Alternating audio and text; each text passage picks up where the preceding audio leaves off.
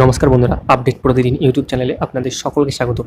বন্ধুরা, রাজ্যের 23টি জেলা থেকে মাননীয় মুখ্যমন্ত্রী যে অঙ্গনারী কর্মী এবং সহায়িকা নিয়োগের কথা ঘোষণা করেছিলেন, সেই অঙ্গনারী কর্মী এবং সহায়িকা নিয়োগ কিন্তু অলরেডি দু একটি জেলায় শুরু হয়ে গেছে।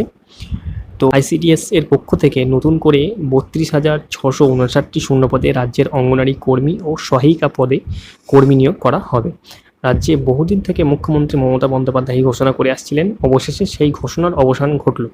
রাজ্যের নারী ও শিশু কল্যাণ দপ্তরের মন্ত্রী শশী পাঁজা জানিয়েছেন, নতুন করে রাজ্যে 32,659 জনকে আইসিডিএস অঙ্গনারী কর্মী ও সহায়িকা পদে নতুন করে নিয়োগ করা হবে। ইতিমধ্যে দুই একটি জেলায় কিন্তু আবেদন শুরু হয়ে গেছে এবং সেই ভিডিও কিন্তু আমাদের চ্যানেলে আছে, আপনারা অবশ্যই ভিডিওতে দেখে নিতে পারেন যে কোন কোন জেলায় আবেদন চলছে। সমস্ত ডিটেলস কিন্তু দেওয়া রয়েছে।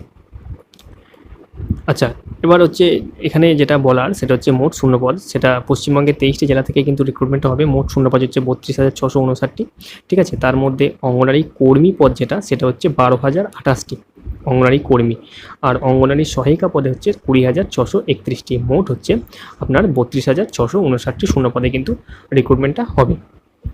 যে 23টা জেলায় জেলাভিত্তিক বিজ্ঞপ্তি প্রকাশিত হবে, সেখানে প্রত্যেকটা জেলায় কিন্তু বয়স যেটা সেটা হচ্ছে ফিক্সড থাকবে, সেটা হচ্ছে 18 থেকে 35 বছর। আবেদন কিন্তু আপনারা অনলাইন অফলাইন দুটোর মাধ্যমে করতে পারবেন। যে জেলায় বিজ্ঞপ্তি প্রকাশিত হবে সেই জেলার অফিসিয়াল সাইটে গিয়ে কিন্তু আপনারা অনলাইন আবেদন করতে পারবেন, এবং যদি অফলাইন আবেদন করতে হয় তাহলে সেই জেলার যে নোটিফিকেশান বেরোবে সেই নোটিফিকেশানের শেষে কিন্তু আপনাদের অ্যাপ্লিকেশন ফর্ম দেওয়া থাকবে, সেটা যথাযথ ফিল আপ করে কিন্তু আপনাদের নিকটবর্তী বিডিও অফিসে গিয়ে জমা করে আসতে হবে।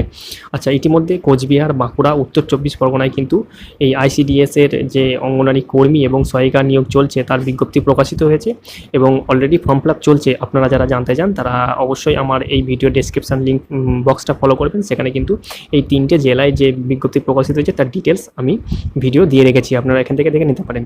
আর যে সমস্ত জেলা এখনও পর্যন্ত শুরু হয়নি তারা নিজের নিজের জেলার ওয়েবসাইটে গিয়ে চেক করতে পারবেন। নতুন বিজ্ঞপ্তি অবশ্যই খুব শীঘ্রই প্রকাশিত হতে চলেছে, এবং আপনারা কিন্তু এই চ্যানেলটি সাবস্ক্রাইব করে রাখতে পারবেন। যে জেলা থেকে যখনই বিজ্ঞপ্তি প্রকাশিত হোক আমাদের চ্যানেলের মাধ্যমে কিন্তু ভিডিও দিয়ে আপনাদের যথাযথ তথ্য দিয়ে দেওয়া হবে। আচ্ছা, এই যে আইসিডিএস অঙ্গনারী কর্মী এবং সহায়িকা যে নিয়োগটা হবে, সেই নিয়োগটা কিন্তু আপনাদের অবশ্যই পরীক্ষা এবং ইন্টারভিউর মাধ্যমে হবে। তো প্রথমে আপনাদের কিন্তু 90 নম্বরের একটি পরীক্ষা দিতে হবে, এবং যে সমস্ত প্রার্থী 90 নম্বরের পরীক্ষা থেকে উত্তীর্ণ হবেন পরীক্ষা দিয়ে, তাদের কিন্তু 10 নম্বরের একটা ইন্টারভিউ দেওয়া হবে। মোট হচ্ছে 100 নম্বরের পরীক্ষা, ঠিক আছে। এই 90 নম্বরের পরীক্ষা এবং 100 নম্বরে এই মিলিয়ে যদি আপনারা সেই মেরিটে আসেন তাহলে কিন্তু আপনাদের সরাসরি অঙ্গনারী কর্মী এবং সহায়িকা পদে কিন্তু নিয়োগটা হবে। আচ্ছা, এবার আপনাদের আমি বলে দিই যে এই যে পরীক্ষা 90 নম্বরের পরীক্ষা, সেই 90 নম্বরের পরীক্ষাতে আপনাদের কী কী সিলেবাসটা থাকছে। আপনাদের এসে অফ 150 ওয়ার্ড, মানে 150 শব্দে আপনাদের একটা এসে লিখতে হবে, ঠিক আছে। আপনাদের মাতৃভাষায়, অর্থাৎ যার যেটা মাতৃভাষা, অর্থাৎ পশ্চিমবঙ্গের জন্য অবশ্যই বাংলা।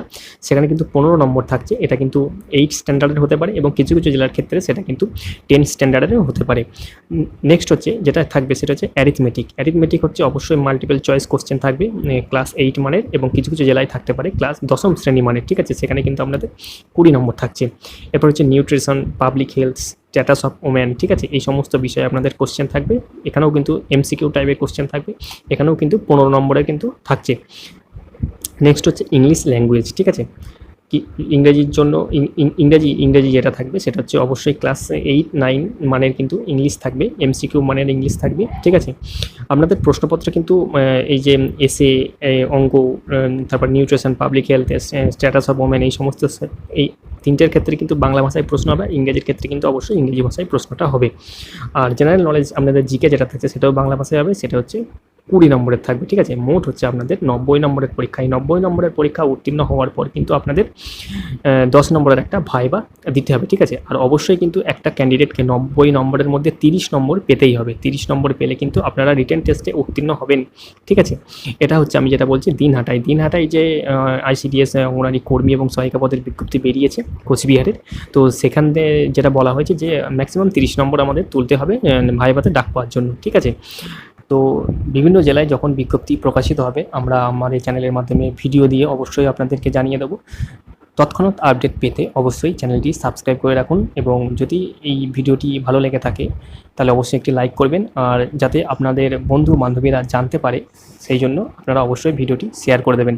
আর আপনাদের যদি কিছু প্রশ্ন থাকে অবশ্যই কমেন্ট বক্সে কিন্তু আপনারা কমেন্ট করে দিতে পারেন, আমি আপনাদের প্রশ্নের যথাযথ উত্তর দেওয়ার চেষ্টা করব।